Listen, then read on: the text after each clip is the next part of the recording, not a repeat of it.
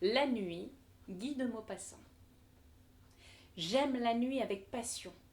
Je l'aime comme on aime son pays ou sa maîtresse, d'un amour instinctif, profond, invincible. Je l'aime avec tous mes sens, avec mes yeux qui la voient, avec mon odorat qui la respire, avec mes oreilles qui en écoutent le silence, avec toute ma chair que les ténèbres caressent. Les alouettes chantent dans le soleil, dans l'air bleu, dans l'air chaud, dans l'air léger des matinées claires. Le hibou fuit dans la nuit, tache noire qui passe à travers l'espace noir et, réjoui, grisé par la noire immensité, il pousse son cri vibrant et sinistre. Le jour me fatigue et m'ennuie. Il est brutal et bruyant. Je me lève avec peine, je m'habille avec lassitude, je sors avec regret, et chaque pas, chaque mouvement, chaque geste, chaque parole, chaque pensée me fatigue comme si je soulevais un écrasant fardeau. Mais quand le soleil baisse, une joie confuse, une joie de tout mon corps m'envahit. Je m'éveille, je m'anime. À mesure que l'ombre grandit, je me sens tout autre, plus jeune, plus fort, plus alerte, plus heureux. Je la regarde s'épaissir, la grande ombre douce tombée du ciel. Elle noie la ville comme une onde insaisissable et impénétrable. Elle cache, efface, détruit les couleurs, les formes, étreint les maisons, les êtres, les monuments de son imperceptible toucher. Alors, j'ai envie de crier de plaisir comme les chouettes, de courir sur les toits comme les chats, et un impétueux, un invincible désir d'aimer s'allume dans mes veines. Je marche, tantôt dans les faubourgs assombris, tantôt dans les bois voisins de Paris, où j'entends rôder mes sœurs les bêtes et mes frères les braconniers. Ce qu'on aime avec violence finit toujours par vous tuer. Mais comment expliquer ce qui m'arrive? Comment même faire comprendre que je puisse le raconter? Je ne sais pas, je ne sais plus. Je sais seulement que cela est. Voilà. Donc hier, était-ce hier? Oui, sans doute, à moins que ce ne soit auparavant un autre jour, un autre mois, une autre année, je ne sais pas. Ce doit être hier pourtant, puisque le jour ne s'est plus levé, puisque le soleil n'a pas reparu. Mais depuis quand la nuit dure-t-elle? Depuis quand? Qu'il dira? Qu'il saura? Donc hier, je sortis comme je fais tous les soirs après mon dîner. Il faisait très beau, très doux, très chaud. En descendant vers le boulevard, je regardais par-dessus ma tête le fleuve noir et plein d'étoiles découpées dans le ciel par les toits de la rue qui tournaient et faisaient onduler comme une vraie rivière ce ruisseau roulant des astres. Tout était clair dans l'air léger, depuis les planètes jusqu'au bec de gaz. Tant de feux brillaient là-haut et dans la ville que les ténèbres en semblaient lumineuses. Les nuits luisantes sont plus joyeuses que les grands jours de soleil. Sur le boulevard, les cafés flamboyaient. On riait, on passait, on buvait. J'entrai au théâtre quelques instants, mais dans quel théâtre? Je ne sais plus. Il y faisait si clair que cela m'attrista, et je ressortis le cœur un petit peu assombri par ce choc de lumière brutale sur les ors du balcon, par le scintillement factice du lustre énorme de cristal, par la barrière du feu de la rampe, par la mélancolie de cette clarté fausse et crue. Je gagnais les Champs-Élysées où les cafés-concerts semblaient des foyers d'incendie dans les feuillages.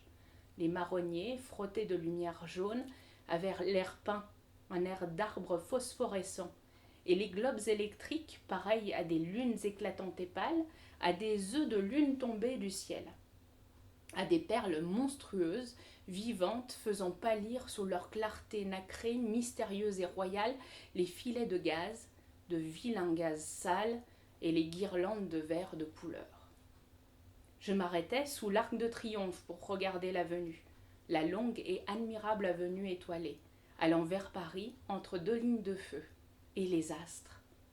Les astres là-haut, les astres inconnus jetés au hasard dans l'immensité où ils dessinent ces figures bizarres, qui font tant rêver, qui font tant songer.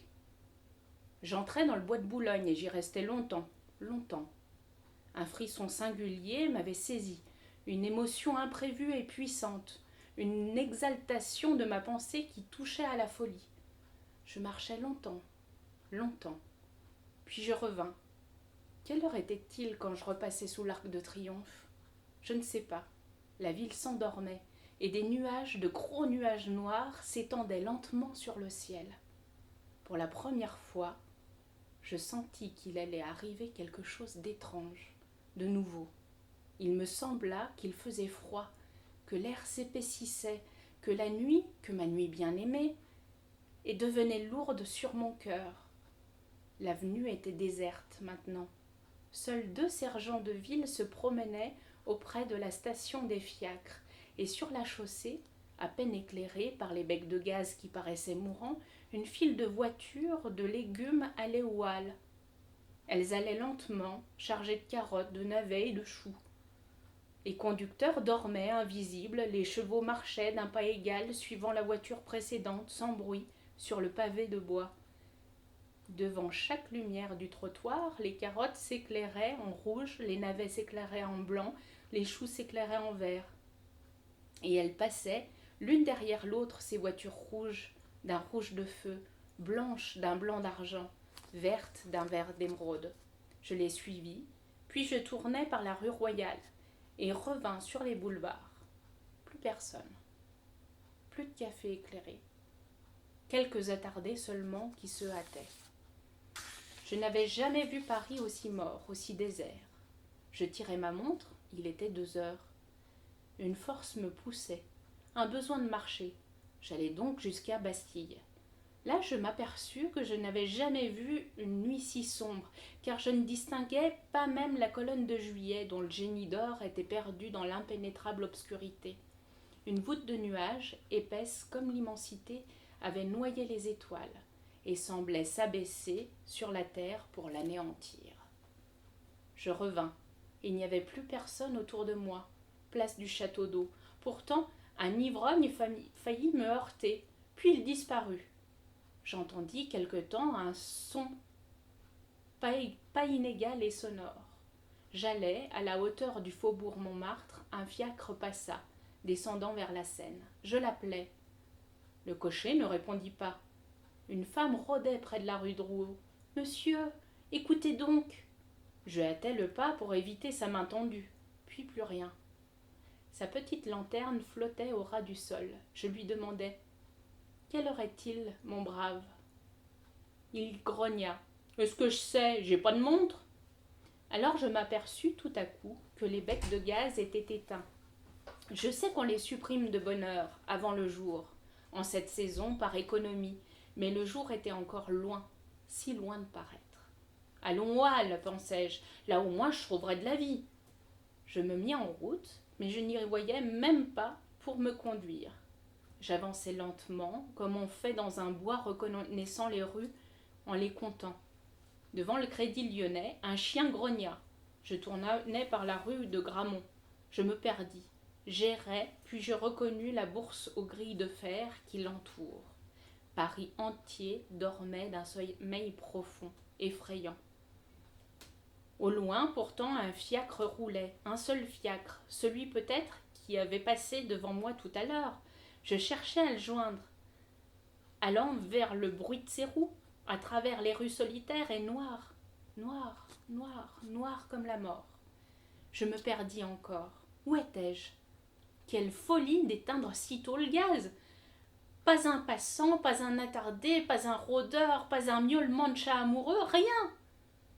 Où donc étaient les sergents de ville, je me dis. Je vais crier, ils viendront. Je criai. Personne ne me répondit. J'appelais plus fort.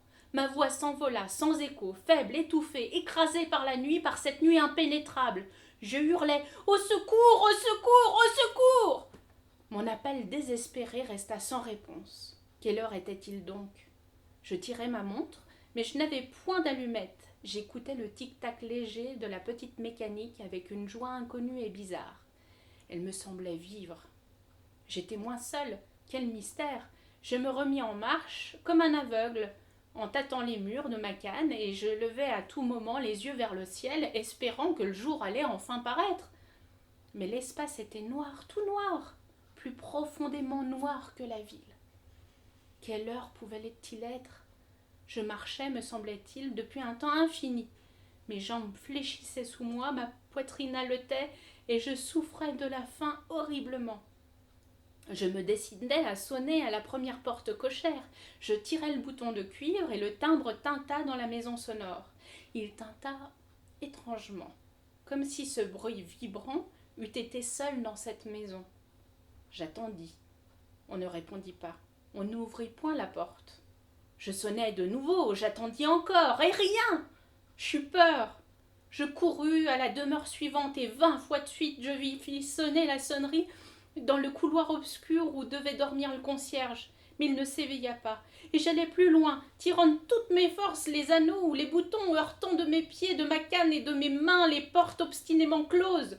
Et tout à coup, je m'aperçus que j'arrivais aux halles. Les halles étaient désertes, sans un bruit, sans un mouvement, sans une voiture, sans un homme, sans une botte de légumes ou de fleurs. Elles étaient vides, immobiles, abandonnées, mortes. Une épouvante me saisit. Horrible. Que se passait-il? Oh mon Dieu, mais que se passait-il? Je repartis. Mais l'heure, que me dirait l'heure? Aucune horloge ne sonnait dans les clochers ou dans les monuments. Je pensais, je vais ouvrir le verre de ma montre et tâter l'aiguille avec mes doigts. Je tirai ma montre, elle ne battait plus. Elle était arrêtée, plus rien. Plus un frisson dans la ville, pas une lueur, pas un frôlement de son dans l'air. Plus rien, rien. Plus même de roulement lointain du fiacre, plus rien. J'étais au quai et une fraîcheur glaciale montait de la rivière. La Seine coulait-elle encore? Je voulus savoir. Je trouvai l'escalier, je descendis, je n'entendais pas le courant bouillonner sous les arches du pont. Des marches encore, puis du sable, de la vase, puis de l'eau. J'y trempais mon bras. Elle coulait. Elle coulait, froide, froide, froide, presque gelée, presque tarie, presque morte. Et je sentais bien que je n'aurais plus jamais la force de remonter et que j'allais mourir là, moi aussi, de faim, de fatigue et de froid.